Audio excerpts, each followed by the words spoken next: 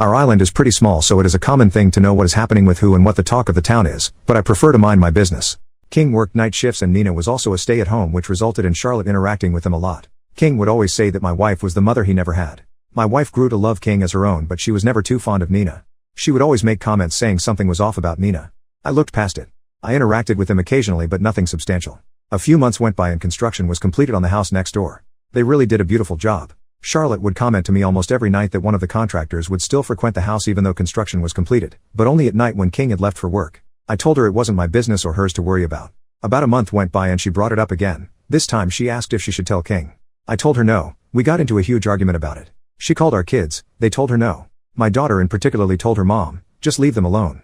The next morning before I left for work I specifically told Charlotte to not do anything stupid. What does Charlotte do? Something incredibly stupid. As humans we observe things subconsciously, and it isn't until you sit down and piece things together that you notice just how much you observe. I came home from work and as usual King's car was gone, which meant he was to work. Later that night I took the trash out, and noticed King's vehicle was back, but this time it was parked behind George's vehicle. I also heard muffled noises, but it wasn't loud because our homes in the neighborhood have hurricane impact resistant windows, which is basically a sealant.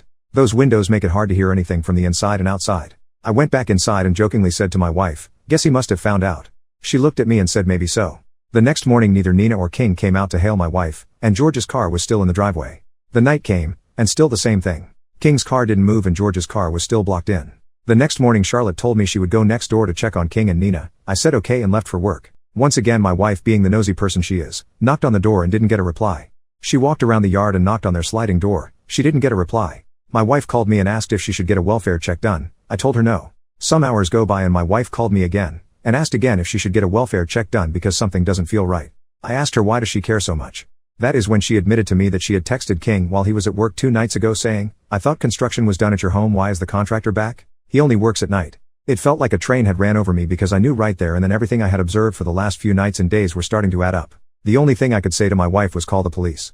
I sped home. I worked about 15 minutes from my home and I could swear to you I made it back in 3. The police came and taped off our entire street. Nina and George had passed away, decapitated.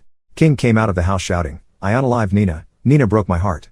According to the news report and interrogation of King, he said he walked into the house and caught Nina and George making love and snapped. He then did horrendous things to them. For 2 nights he slept next to Nina's torso.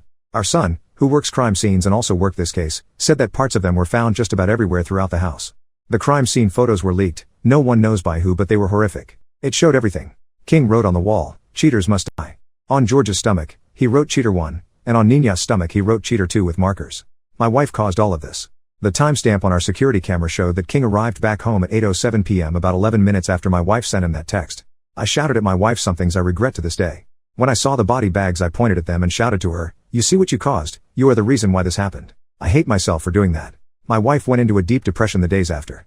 She wasn't eating, sleeping, talking, bathing. My wife sat in a catatonic state. 8 days after everything, my wife passed away from a heart attack. I live with hate for myself every day for placing the blame on her. The truth is her actions resulted in the death of 3 people including herself. My wife couldn't hurt a fly. I just wish she had listened. The family of George and Nina made threats against my wife, me, and my kids. They also blamed us.